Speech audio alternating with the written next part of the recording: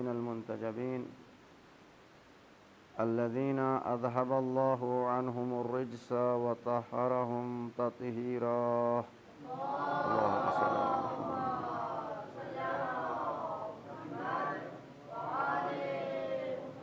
ولعنة الله على أعدائهم أجمعين من الآن إلى قيام يوم الدين. أما بعد، فقد قال الله الحكيم في كتابه المجيد والفرقان الحميد وقوله الحق. بسم الله الرحمن الرحيم. في جنات يتساءلون عن المجرمين ما سلككم في السقر قالوا لم نك من المصلين ولم نك نطعم المسكين وكنا نخوض مع الخائضين وكنا نكذب بيوم الدين. صدق اللہ العلی العظیم. صلوات بر محمد و آل محمد.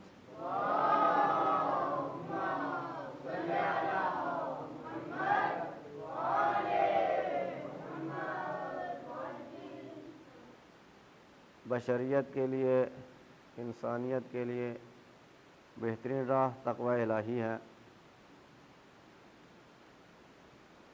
اور اس تقوی کی بنیاد، اس کی اساس قرآن مجید ہے. اصل میں تقوی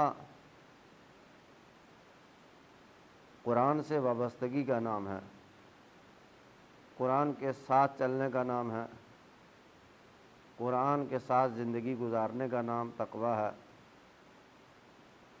اور تقوی خیال و گمان و وہم کا نام نہیں ہے، بلکہ تقوی اس راستے کا نام ہے کہ جو پروردگار عالم نے قرآن مجید میں بشریت کے لیے، انسانیت کے لیے معین فرمایا ہے. تقوی اسی کا نام ہے. اور صرف تقوی ہی نہیں ہے، بلکہ حقیقت میں انسان بھی وہی ہے کہ جو قرآن سے وابستہ ہے.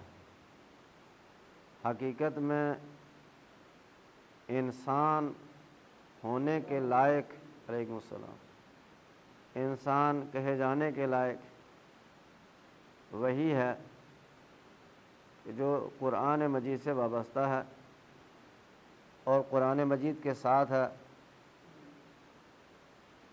اور مسلمان بھی حقیقت میں وہی ہے کہ جو قرآن مجید سے وابستہ ہے اور قرآن مجید کے ساتھ ہے اور قرآن مجید کے ساتھ زندگی گزارنے کی کوشش کرتا. ورنہ نام سے کوئی مسلمان نہیں بن جاتا ہے، اور کسی خاندان میں، مسلم خاندان میں پیدا ہو جانے سے کوئی مسلمان نہیں بن جاتا ہے، بلکہ مسلمان حقیقت میں وہی ہے، اور مسلمان کہا ہی اسے ہے جو قرآن سے جڑا ہوا ہے، جو قرآن مجید سے وابستہ ہے. توجہ کریں، یہ بات ہمیں سمجھ جانا چاہیے. گزشتہ تاریخ اور تاریخ انبیاء جو قرآن مجید میں بیان کی گئی ہیں، اس کا مقصد ہی صرف یہی ہے کہ تم دیکھو کہ تاریخ میں انسان بہت گزرے ہیں، تاریخ میں، مگر قرآن مجید میں انسان انہیں ہی کہا ہے کہ جو ہر دور، ہر زمانے میں اس نظام سے وابستہ ہیں کہ جو نظام اللہ نے ان کے لیے معین کیا ہے. اور ان کو پروردگار عالم نے قرآن مجید میں انسان ہی نہیں کہا کہ جو اس نظام سے وابستہ نہیں ہے، کہ جو نظام پروردگار عالم نے ان کے لیے معین فرمایا ہے. یہ بات ٹھیک ہے، درست ہے کہ آج کے انسانوں کو سمجھانا مشکل ہے، آج کے انسان کو یہ بات سمجھانا اتنا آسان نہیں ہے. اور چونکہ ہماری زندگی جس معاشرے اور جس سماج سے وابستہ ہے، اس میں جو معیار ہم نے بنایا ہے ہم اسی معیار کے مسلمان، اسی معیار کے نمازی، اسی معیار کے روزہ دار، اسی معیار کے حاجی بننا چاہتے ہیں۔ عزیزان گرامی، ہمارا سماج کسے نمازی کہتا ہے یہ کوئی پیمانہ نہیں ہے۔ ہمارا سماج کسے مسلمان کہتا ہے یہ کوئی پیمانہ نہیں ہے۔ آپ قرآن کسے نمازی کہتا ہے، قرآن کسے روزہ دار کہتا ہے، قرآن کسے حاجی کہتا ہے، قرآن کسے مسلمان کہتا ہے، پیمانہ یہ ہے، معیار یہ ہے۔ توجہ ہے؟ اور یہ بات سمجھنے کی ضرورت ہے کہ اصلاً جو اس نظام الہی سے وابستہ ہے، جو نظام قرآن سے وابستہ ہے، جو قرآن کے ساتھ ہے، جو قرآن سے وابستہ ہے، وہی مسلمان ہے اور وہی انسان ہے۔ جو قرآن مجید سے وابستہ نہیں ہے، جو قرآن مجید کے ساتھ نہیں چل سکتا ہے، جو قرآن مجید کے ساتھ نہیں کھڑا رہ سکتا ہے، وہ سماجی مسلمان ہو سکتا ہے مگر وہ قرآنی مسلمان نہیں ہو سکتا ہے۔ قرآنی مسلمان وہی ہے جو قرآن کے ساتھ ہے، جو قرآن کے ساتھ کھڑا ہے، جو قرآن کے نظام سے وابستہ ہے۔ اور اس لیے کل روز قیامت ہم اور آپ جب پروردگار عالم کی بارگاہ میں کھڑے ہو کر کے یہ دعویٰ کریں گے پروردگار ہم نمازیں پڑھ رہے تھے، ہم روزے رکھ رہے تھے، ہم نے یہ عبادتیں کی، پروردگار عالم جس بات کا جواب دے گا کہ کون سی نماز، کیسی نماز، کیسا حج، کیسی عبادت، کیسی ریاضت، ان سب کا پیمانہ قرآن ہے، ان سب کا معیار قرآن ہے۔ اور یہ پیمانہ جب ہم دیکھیں گے کہ آج کے دور میں، آج کے زمانے میں ہم اس کو سمجھنے کی کوشش کریں گے تو وہ پیمانہ ہمیں کیسے سمجھ میں آئے گا؟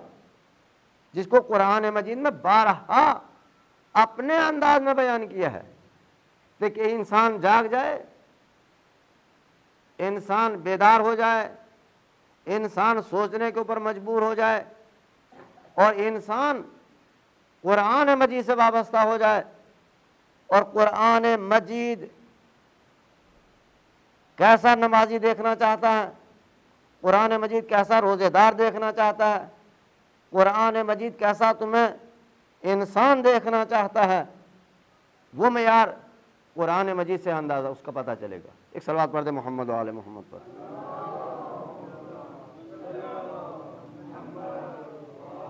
دیکھیے اسی لیے پروردگار عالم نے میں اس سورہ کی ان آیات کی مسلسل تلاوت کر رہا ہوں۔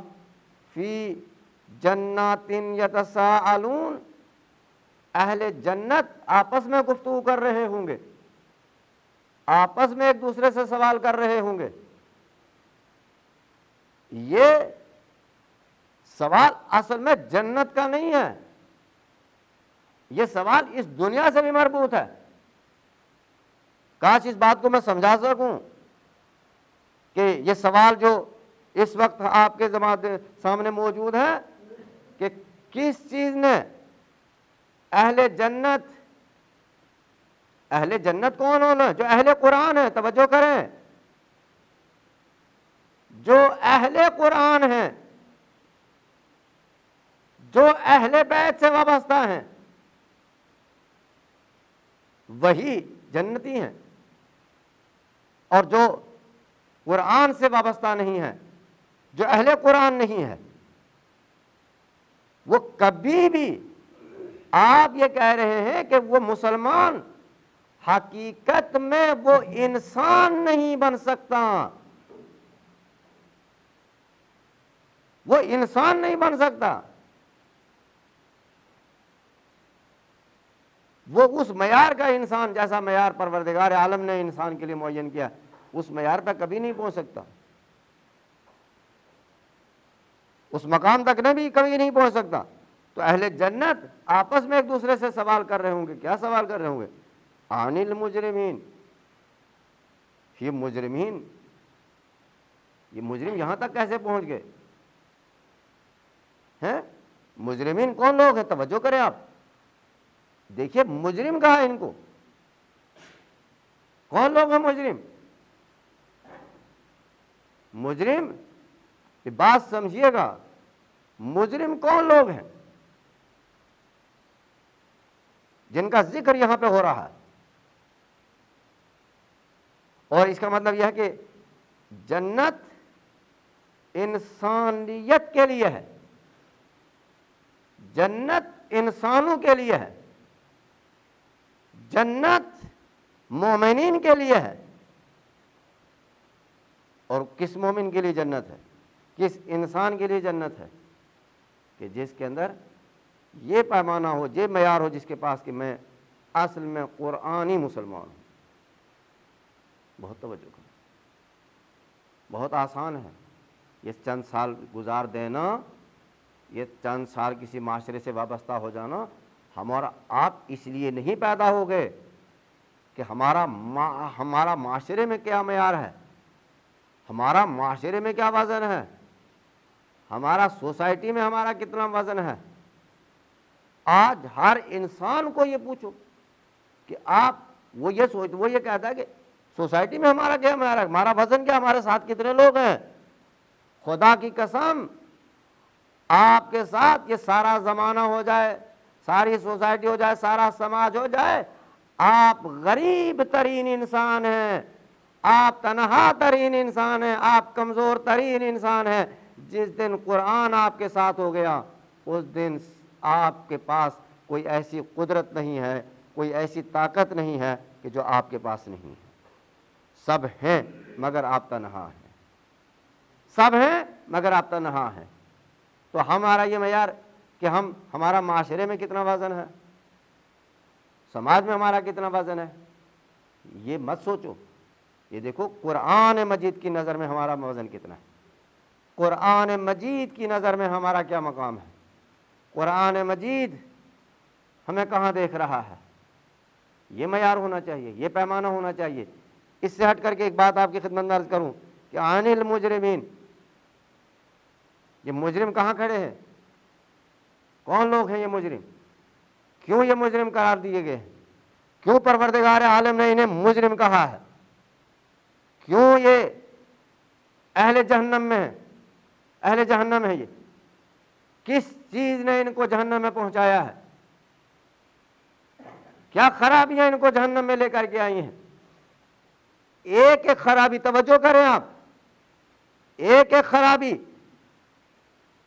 ایک ایک بیماری، ایک ایک مرض، وہ بیماریاں جو اس معاشرے کو جہنم میں لے کے جانے والی ہیں، وہ بیماریاں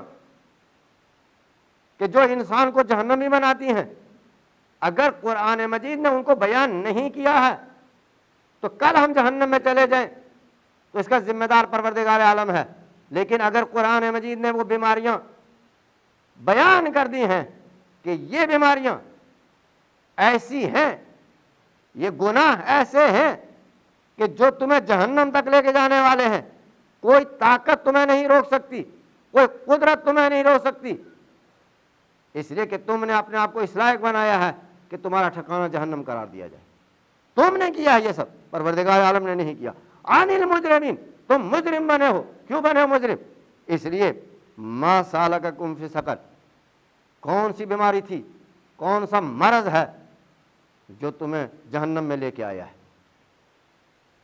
یہ سوال ہے، یہ سوال ہے جو قرآن مجید نے پیدا کیا۔ دیکھیے قرآن مجید کس انداز سے گفتگو کر رہا ہے ہمارے ساتھ، ہمیں کیا پیغام دے رہا، ما سالککم فی سقر، تمہیں کس چیز نے تمہیں جہنم میں پہنچایا ہے؟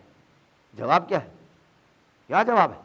لیکن سوال ہے تو قرآن مجید نے اس کا جواب بھی دیا۔ توجہ کریں آپ، اگر قرآن نے سوال کیا ہے تو اس کا جواب بھی دیا ہے، تاکہ کل کا انسان قیامت کے دن یہ نہ کہنے پائے پروردگار عالم اس کا جواب موجود نہیں تھا۔ میں اس کا جواب تلاش کہاں کرتا؟ میں کس کا کرتا؟ اس لیے کہتا ہوں کہ قرآن مجید، اگر آپ قرآن مجید سے وابستہ نہیں ہو، آپ زندگی کے دوسرے تمام امور میں مصروف ہو، زندگی کے کاروبار قرآن مجید پڑھنے کی چیز نہیں ہے۔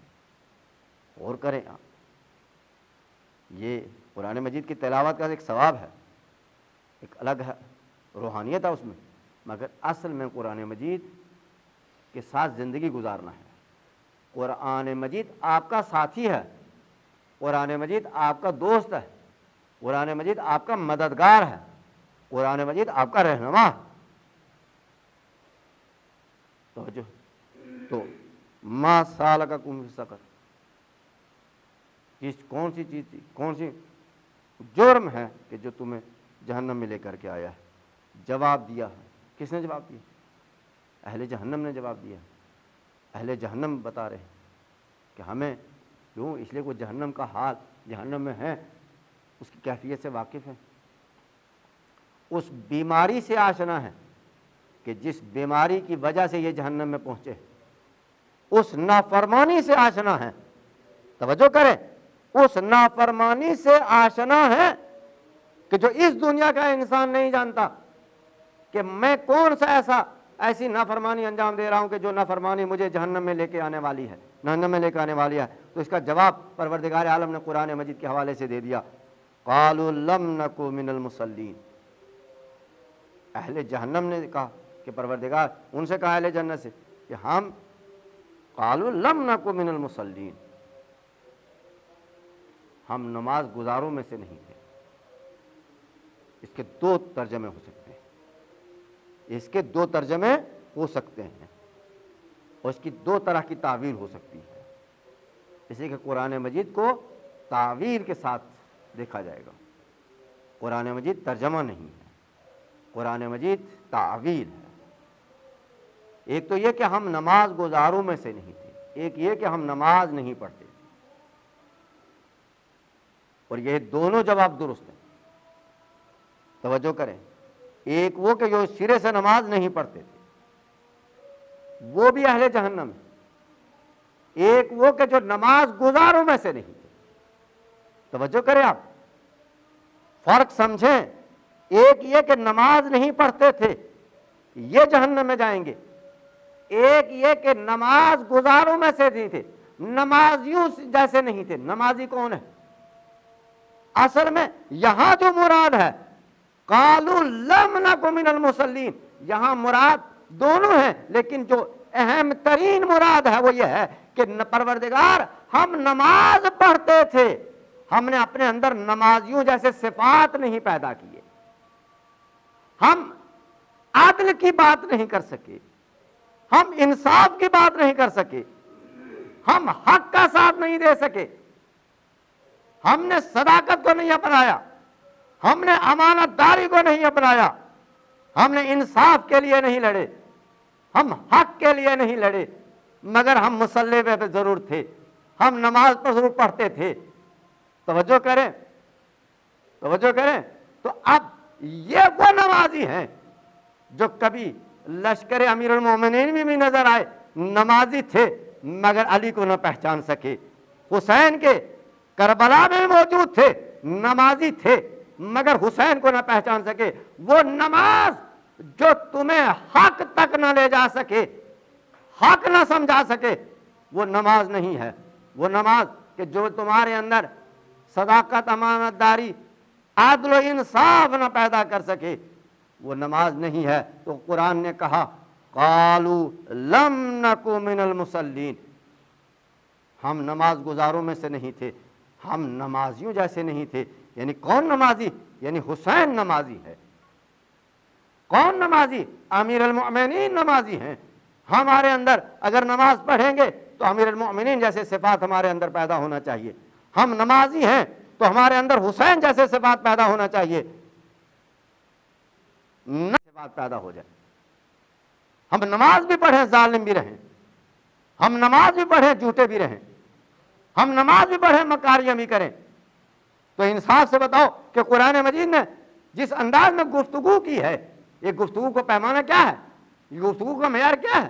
پروردگار عالم کیا سمجھانا چاہ رہا ہے اس سماج کو، اس دنیا کو کیا سمجھانا چاہ رہا ہے پروردگار عالم، کہ جو ہماری اور آپ کی سمجھ میں نہیں آ رہا ہے؟ 1400 سال سے ہمارے اور آپ کے درمیان میں اتنی عظیم کتاب موجود ہے، مگر اس کتاب سے ہم کبھی بھی اس کتاب کو کھولنے کے لیے تیار نہیں ہیں، اس کتاب کو پڑھنے کے لیے تیار نہیں ہیں، اس کتاب سے جڑنے کو تیار نہیں ہے۔ ہر انسان ناکارہ انسان سے جڑنے کو تیار ہے، ناکارہ سے ناکارہ انسان کو ناراض کرنے کو تیار نہیں ہے اس معاشرے میں۔ سب کیوں؟ کہا صاحب اس لیے کہ ناراض ہو جائے گا، کل ہمیں اس سے کام پڑے گا۔ خدا کے بندو، اس سے آپ کو کیا کام پڑے گا؟ یہ ضروری ہے کہ انسان، مگر یہ دیکھو قرآن آپ سے راضی ہے یا نہیں ہے؟ آپ نے کبھی قرآن کے پاس بیٹھ کر کے یہ پوچھا، اے پروردگار یہ تیری کتاب مجھ سے ناراض ہے، پروردگار یہ نمازیں ناراض ہے، یہ روزے ناراض ہیں، یہ عبادتیں مجھ سے ناراض ہیں؟ کیوں ناراض ہیں؟ کہ اس طریقے سے ہم دنیا کے ہر کام کا حق ادا کرنا چاہتے ہیں، دیوار بنانا چاہتے ہیں۔ دیوار کا حق یہ ہے کہ اس کی بنیاد مکمل ہو، اس کی بنیاد پائیدار ہو، اس میں بہترین مسالے کا استعمال کیا جائے، بہترین کاریگر کا استعمال کیا جائے، بہترین فنکاری کی جائے، تاکہ وہ دیوار دیر پا رہے۔ یہ اس کا حق ہے یا نہیں ہے؟ یعنی اس کام میں امانت داری ہونی چاہیے، اس لیے کہ اسے باقی رکھنا ہے، اس سے وابستہ ہے لوگوں کی زندگی۔ اگر یہ دیوار گر گئی تو اس میں جو لوگ رہیں گے مر جائیں گے، لہذا اس دیوار کو پائیدار ہونا چاہیے۔ بندے خدا، کیوں سمجھ میں نہیں آ رہا ہے اس کام میں ایمانداری؟ دنیا کے ہر کام کو ہم اچھے سے کرنا چاہتے ہیں، دنیا کے ہر کام میں ہمارا دل لگتا ہے۔ گھر میں ایک جھاڑو دینے کی بات کرو، پورے طریقے سے ہر کونے سے ہم گندگی کو صاف کرنے کے لیے تیار ہیں، یہ بھی ایمانداری ہے۔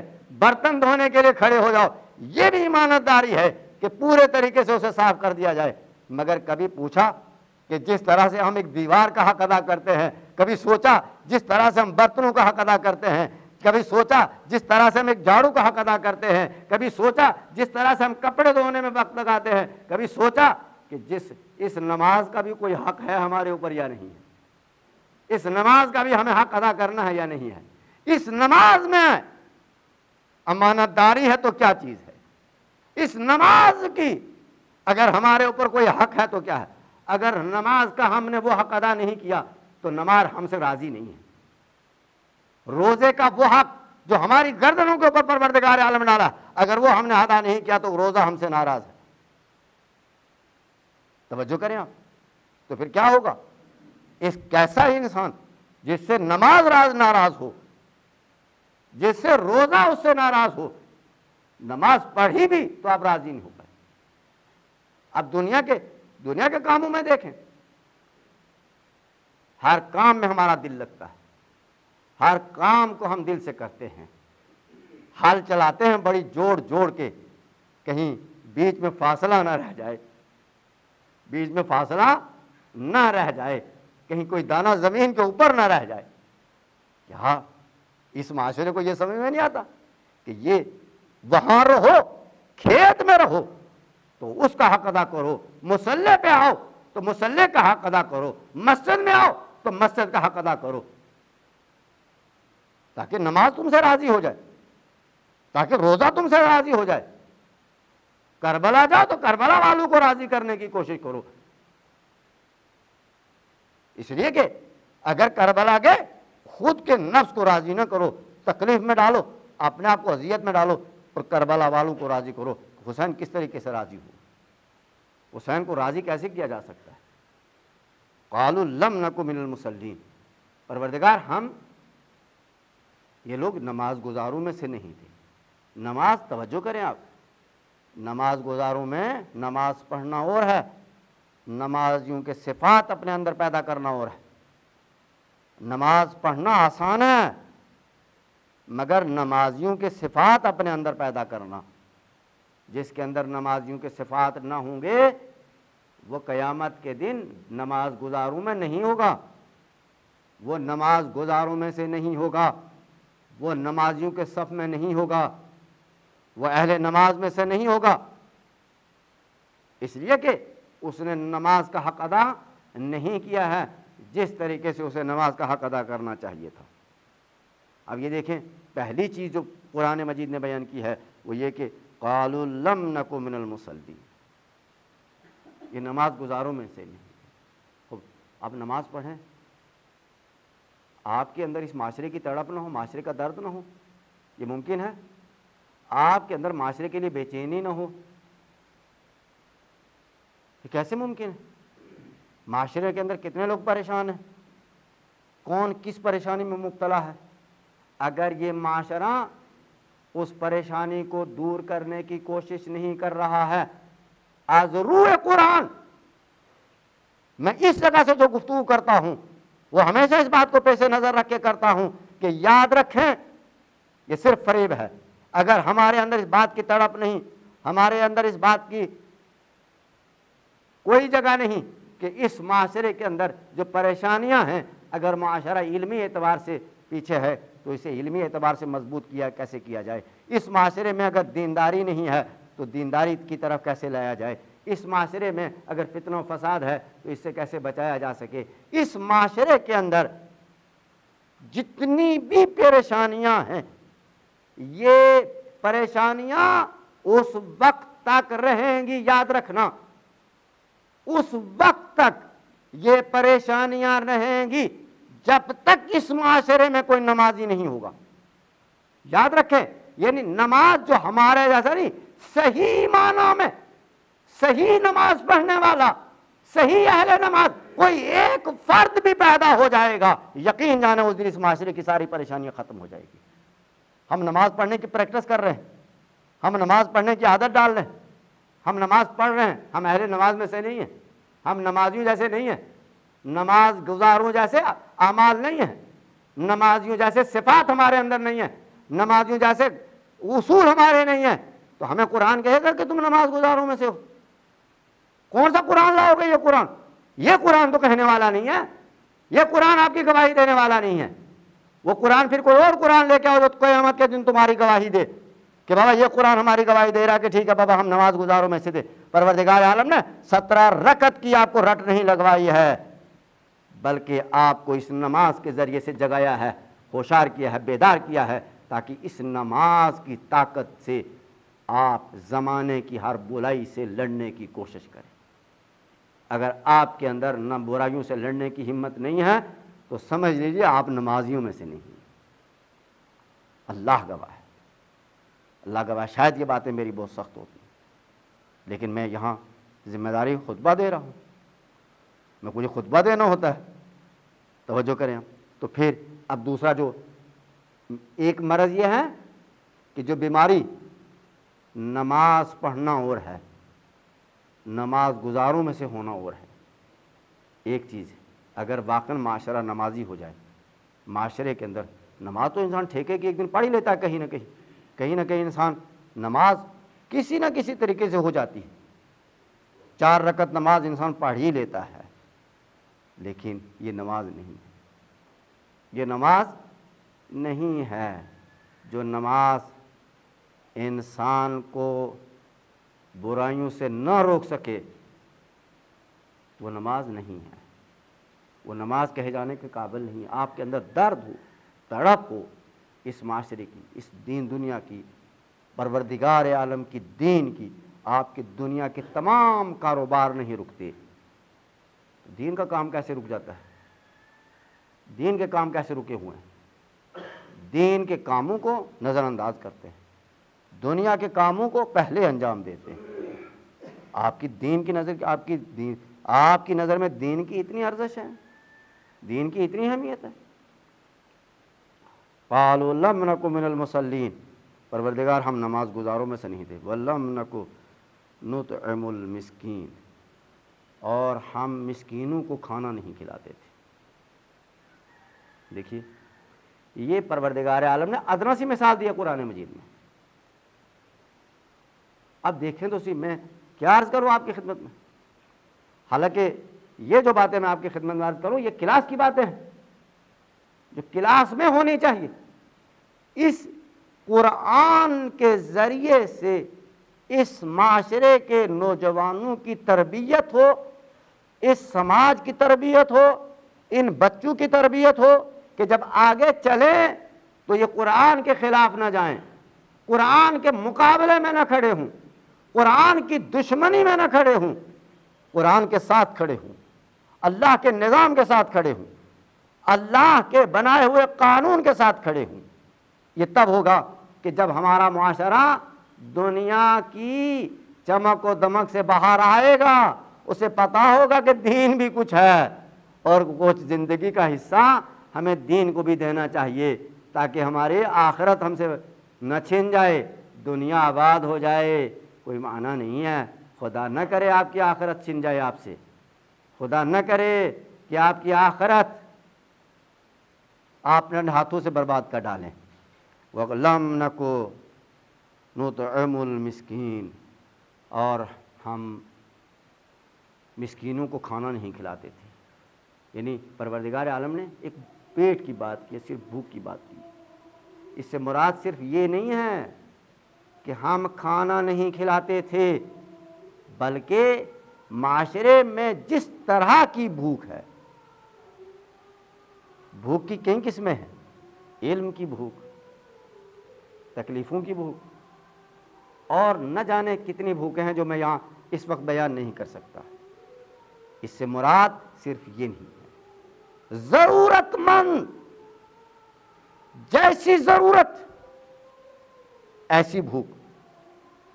توجہ کریں، ضرورت کیا ہے معاشرے کی؟ اگر معاشرہ اس ضرورت میں گرفتار ہے تو معاشرہ بھوکا ہے،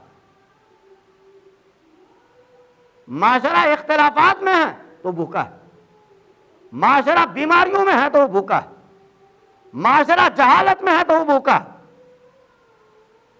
توجہ کریں آپ، قرآن مجید یہ نہ کہہ دینا کہ صاحب کسی پیٹ ہو، کسی یہ اس کی مذمت کی گئی ہے کہ کسی کو کھلانے کی عادت مت ڈالو کہ وہ تمہارے روز دروازے پہ چلا آ کر کے کھا کے گئے بنے میں تو ٹھیک ٹھاک ہوں، مجھے مل جاتا کھانے کو۔ نہیں، انہوں نے کہا کہ اس لائق بناؤ کہ جو دوسروں کو کھلانا سیکھے، اس کو کھانے کی فکر میں نہ رہے۔ توجہ کریں آپ، یہاں مراد معاشرے کی بھوک علمی اعتبار سے ہو سکتا ہے ایک آدمی سائنس میں، ٹیکنالوجی میں، دنیا داری میں سیراب ہو، مگر علمی اعتبار سے، دینی اعتبار سے وہ بھوکا ہے۔ تو ہماری یہ کوشش ہونی چاہیے کہ اس سے دین کی بھوک کو مٹایا جا سکے، تاکہ دین کی جو ضرورت ہے، جتنی ضرورت ہے، جتنی واجب ضرورت ہے، وہ اس کو سکھائی جائے معاشرے کے اندر جس طرح سے۔ مگر چونکہ ہمیں دین کی اتنی بھوک ہوتی نہیں ہے، ہمیں یہ پیٹ کی بھوک نظر آتی ہے، ہمیں ہر بھوک نظر آتی ہے، مگر چونکہ دینی بھوک ہمیں نظر نہیں آتی۔ اور یہ دنیا کی چکا چوند، سائنس، ٹیکنالوجی، یہ بہت ضروری ہے۔ سائنس اور ٹیکنالوجی کے بغیر دنیا نہیں ہے۔ یہ مت کہہ دینا کہ سائنس کے بغیر ہم جی سکتے ہیں، نہیں جی سکتے، مگر یہ یاد رکھیں سائنس کے بغیر جی نہیں سکتے، قرآن کے بغیر صحیح مر نہیں سکتے۔ توجہ ہے، اگر جینا ہے تو ظاہر سی بات ہے آپ کو اس دنیا کی ضرورت ہے، لیکن اگر مرنا ہے، اس زندگی کا آغاز کرنا ہے اور صحیح موت پانا ہے، تو اس زندگی کا آغاز بغیر قرآن کے ممکن نہیں ہے، اس کے بغیر موت بھی ممکن نہیں ہے۔ حقیقت موت کو وہی پائے گا جس کے پاس قرآن ہوگا، موت کی لذت وہی چکھے گا جس کے پاس قرآن ہوگا۔ ورنہ آپ کیا سمجھتے ہیں ساری دنیا مرتی ہے؟ یہ آپ کی نظر میں اور ہماری نظر میں مرتی ہے بابا، آپ اور ہم سمجھ رہے ہیں مر رہی ہے، نہیں، حقیقت موت، لطف موت، موت رحمت پروردگار ہے، موت لطف پروردگار ہے۔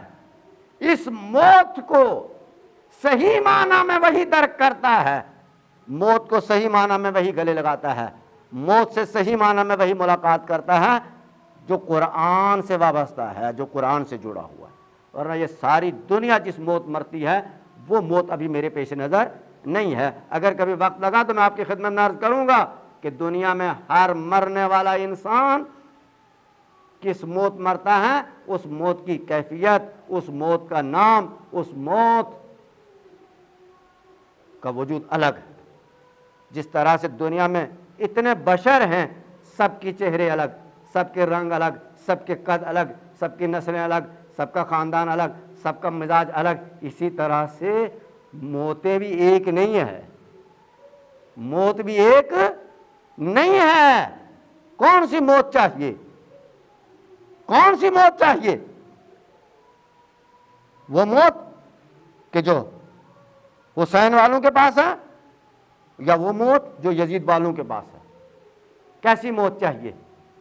ان موتوں میں نے عرض کیا کہ کاش یہ ایک ایسا موضوع ہے جس کے اوپر مسلسل گفتگو کرنے کی ضرورت ہے کہ موت جتنی دنیا میں لوگ ہیں اتنی ہی موتیں بھی ہیں۔ ہر موت کا اپنا مزاج ہے، ہر موت کا اپنا اثر ہے، ہر موت کا اپنا ایک اصول ہے، یہ الگ موتیں ہیں۔ آپ کو کون سی موت چاہیے؟ بس یاد رکھنا میرے عزیزوں، میرے بزرگوں، کہ ہمارا دن، ایک دن، 10 دن زندگی کے ایام جو ہم گزار رہے ہیں، یہ زندگی کے ایک دن قیمتی دن ہماری زندگی سے جا رہا ہے۔ اب کے بعد توبہ کرو، اللہ سے دعا کرو پروردگار کل سے ہم قرآن سے جڑنے کی کوشش کریں گے، قرآن سے وابستہ ہونے کی کوشش کریں گے۔ قرآن مجید کو پڑھنا نہیں ہے، قرآن مجید کے ساتھ چلنا ہے۔ جہاں قرآن مجید رک جائے گا وہاں رک جائیں گے، جہاں قرآن مجید بیٹھ جائے گا وہاں بیٹھ جائیں گے، جہاں قرآن مجید کھڑا ہو جائے گا وہاں کھڑے ہو جائیں گے۔ یہ اصل میں امام ہے، امام زمانہ ہے۔ قرآن مجید زمانے کا امام ہے، جو اس وقت آپ کے اور ہمارے درمیان میں ہے۔ جو قرآن سے وابستہ ہے وہی زمانے کے امام سے وابستہ ہے۔ کیوں ہم اس کو اپنے قیمتی وقت کو ضائع کر رہے ہیں؟ کیوں ہم اتنا وقت نہیں نکالتے کہ ہم کاش اپنی زندگی کو قرآن سے وابستہ کرنے کی کوشش کریں؟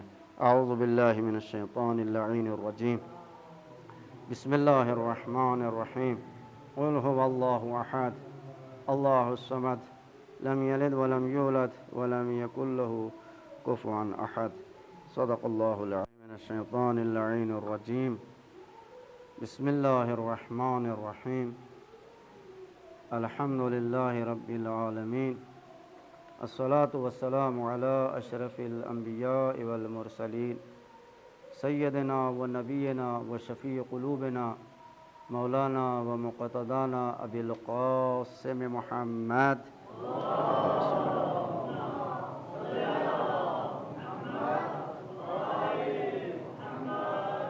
وعلى أهل بيته الطيبين الطاهرين المعصومين المظلومين المنتخبين المنتجبين الذين أذهب الله عنهم الرجس وطهرهم تطهيرا۔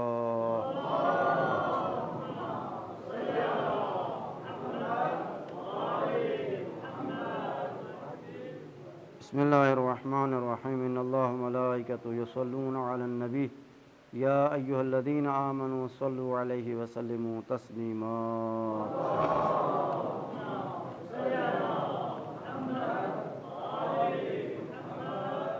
اللهم صل على محمد المصطفى صلى الله عليه وآله وسلم۔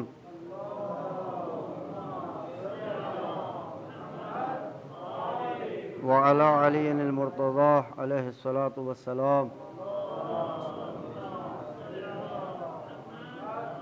وعلى فاطمة الزهراء سيدة نساء العالمين، الحسن والحسين سيد شباب أهل الجنة، وعلي بن الحسين ومحمد بن علي وجعفر بن محمد وموسى بن جعفر وعلي بن موسى ومحمد بن علي وعلي بن محمد والحسن بن علي والحجة القائم المهدي عجل الله تعالى فرجه الشريف۔ ربنا آتنا في الدنيا حسنة وفي الآخرة حسنة وقنا عذاب النار۔ اللهم إنا نرغب إليك في دولة كريمة تعز بها الإسلام وأهله وتذل بها النفاق وأهله، وتجعلنا فيها من الدعاة إلى طاعتك والقادة إلى سبيلك، وترزقنا بها كرامة الدنيا والآخرة۔ أما بعد، فقد قال الله الحكيم في كتابه المجيد والفرقان الحميد وقوله الحق، بسم الله الرحمن الرحيم، ولم نک نطعم المسکین وکننا نخوض مع الخائضین صدق اللہ العلی العظیم صلوات بر محمد و آل محمد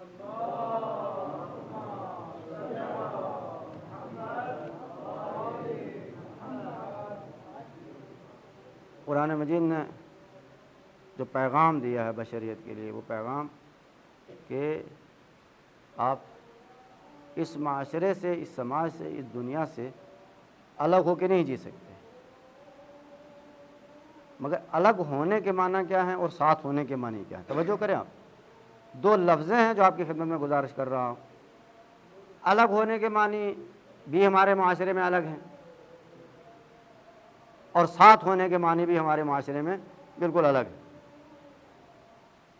پروردگار عالم یہ نظام جو ہمارے سامنے پیش کیا ہے یہ نظام اسی لیے رکھا ہے تاکہ تم سوچ سمجھ کر کے معاشرے کے ساتھ بھی ہو جاؤ اور معاشرے سے الگ بھی ہو جاؤ معاشرے سے ہم ساتھ تو ہو جاتے ہیں ہم الگ نہیں ہوتے مگر یہ ذہن میں رکھنا کہ کہاں ساتھ ہیں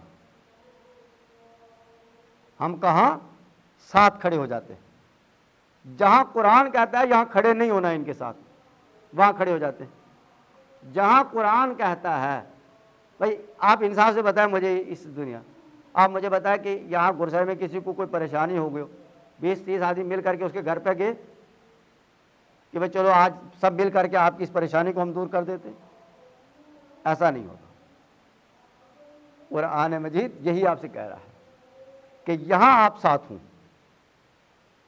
ایک آدمی بے نمازی ہے تو آپ سارا معاشرہ مل کے کوشش کرے کہ یہ نمازی ہو جائے اس کے اندر نمازیوں جیسے صفات پیدا ہو جائے یہ ساتھ کھڑے ہونے کا مطلب ہے معاشرے نے کسی کے اوپر ظلم کیا ہے مظلوم کے ساتھ کھڑا ہونا ہے ظالم کے ساتھ نہیں معاشرے میں کسی کا حق چھینا گیا ہے حق تلفی ہوئی ہے تو جس کے اوپر ظلم ہوا جس سے حق کا تلف کیا اس کے ساتھ کھڑے ہونا مگر آپ کہاں کھڑے ہوتے ہیں پتہ ہے آپ کو ہم اور آپ کہاں کھڑے ہو جاتے ہیں ہمیں اندازہ بھی نہیں ہوتا کہ ہم کہاں کھڑے قرآن مجید یہی کہہ رہا ہے قالوا لم نکو من المصلین ولم نکو نطعم المسکین کہ جو کمزور ہے معاشرے میں اس کے ساتھ کھڑے ہو اس کی مدد کرو اس کی بھوک کو مٹاؤ اس کی پریشانی کو دور کرو یہ پیغام ہے وقت یہاں کھڑے ہونا ہے ساتھ میں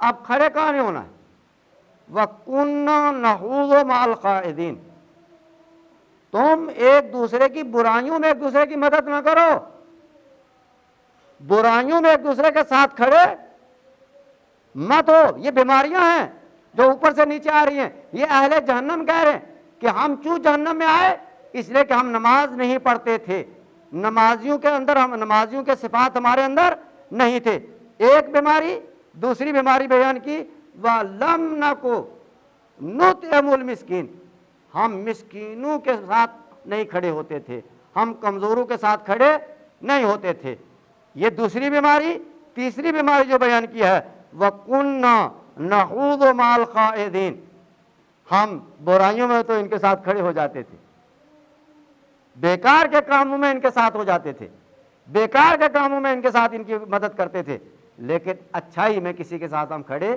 نہیں ہوتے اچھائیوں میں ہم ان کے ساتھ کھڑے نہیں ہو سکتے یہ تین پیغام جو قرآن مجید نے دیے ہیں اگر ان تینوں آیتوں کے اوپر ہمارا معاشرہ عمل کرنا شروع کر دے ہمارا سماج عمل کرنا شروع کر دے خدا کی قسم ہمارے سماج کی بہت ساری پریشانیاں جو ہیں وہ ایسے ہی ختم ہو جائیں گی ہم بہت ساری بیماریوں سے بہت ساری بلاؤں سے بہت ساری آفتوں سے ہم ایسے ہی باہر آ جائیں گے اور اس کے حوالے سے اگر کبھی انشاءاللہ ضرورت پڑی تو میں عرض کروں گا کہ قرآن مجید نے کون کون سی بیماری کا ذکر کیا ہے کون کون سے مرض کا ذکر کیا ہے کہ جو مرض ہمیں جہنم تک لے کے جانے والا ہے اب ہمیں کوئی چیز نہیں بچا سکتی ایک صلوات پڑھ دے محمد و آل محمد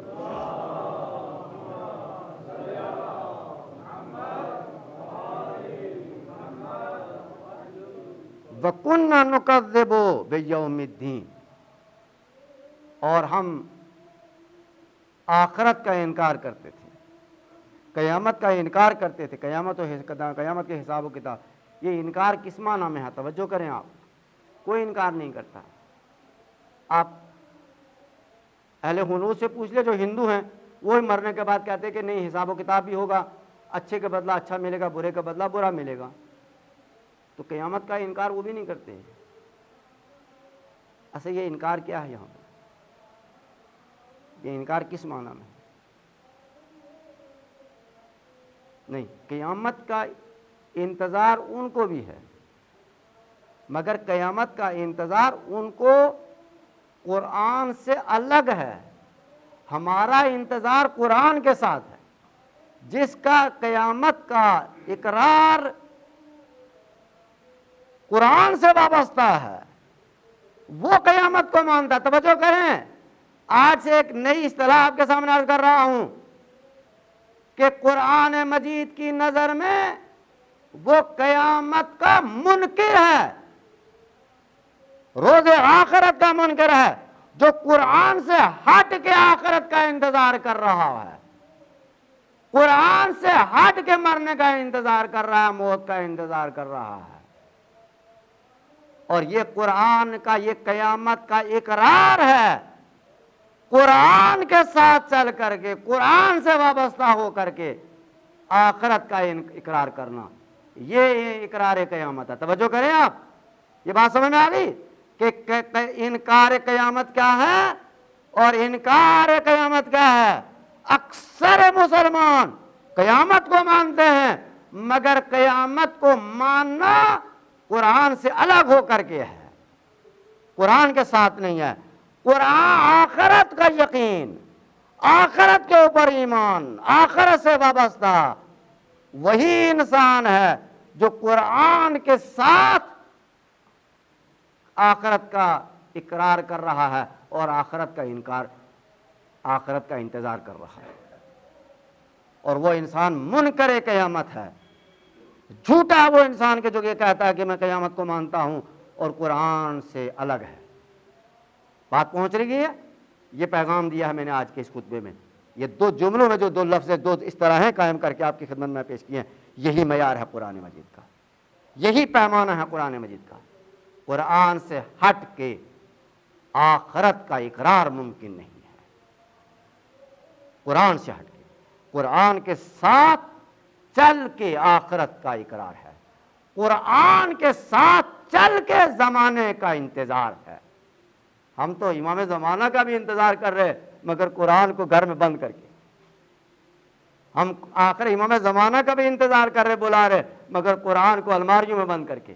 خدا کے لیے, خدا کے لیے آپ میں سے ہر وہ انسان اپنے اوپر غور کرے کہ جو قرآن سے وابستہ ہو کے, قرآن کے ساتھ چل کے, قرآن امام زمانہ تک جانے والا ہے, اور جو قرآن خود امام زمانہ تک جانے والا ہے وہی آپ کو بھی لے کے جائے گا, اور جو آپ اپنی مرضی سے امام زمانہ تک نہیں پہنچ سکتے.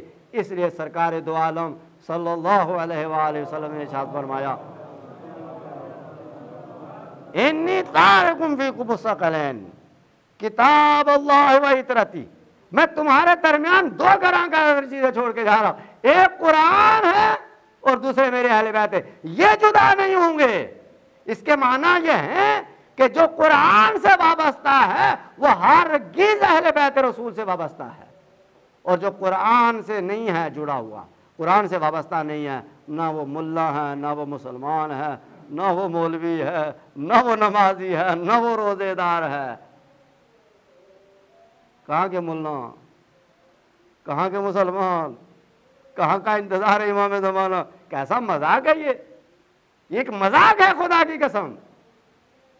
یہ اس سے بڑا کوئی مذاق نہیں ہے کہ ہم بیٹھ کر کے دعا کریں امام زمانہ کے ظہور کے لیے اور قرآن مجید ہمارے ساتھ نہ ہو. آپ امام زمانہ کا انتظار کرنا چاہتے ہیں, امام زمانہ تک پہنچنا چاہتے ہیں, تو واحد راستہ ہے کہ قرآن جائے گا, قرآن بھی لے کے جائے گا. آپ کے پاس کوئی راستہ نہیں ہے امام تک پہنچنے کا, امام کی معرفت کرانے کا, امام سے وابستہ ہونے کا کوئی راستہ نہیں ہے, کوئی پیمانہ نہیں ہے, کوئی معیار نہیں ہے. اس لیے سرکار دو عالم نے فرما دیا, میں تمہارے درمیان دو گراں قدر چیزیں چھوڑ کر کے جا رہا ہوں, ایک قرآن ہے, ایک اہل بیت ہے، یہ قیامت تک جدا نہیں ہوں گے، یہ قیامت تک ایک دوسرے سے وابستہ ہوں گے، اور یہی حوض کوثر پہ ایک دوسرے کے ساتھ ہوں گے۔ آپ کہاں کھڑے؟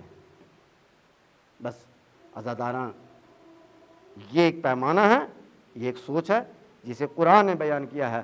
ہماری مرضی ہم کون سی سوچ اپنائیں گے، ہماری مرضی ہم کہاں چلیں گے، لیکن اگر قرآن کی سوچ کے ساتھ چلنا ہے، قرآن سے وابستہ ہونا ہے، قرآن کے ساتھ چلنا ہے، تو یہی پیمانہ ہوگا، یہی معیار ہوگا۔ پروردگار محمد و آل محمد کے صدقے میں ہمیں اس سوچ سے وابستہ ہونے کی توفیق عنایت فرما، ہمیں قرآن مجید سے وابستہ ہونے کی توفیق عنایت فرما، قرآن مجید کے ساتھ زندگی گزارنے کی توفیق عنایت فرما، قرآن مجید کے ساتھ عمل کرنے کی توفیق عنایت فرما۔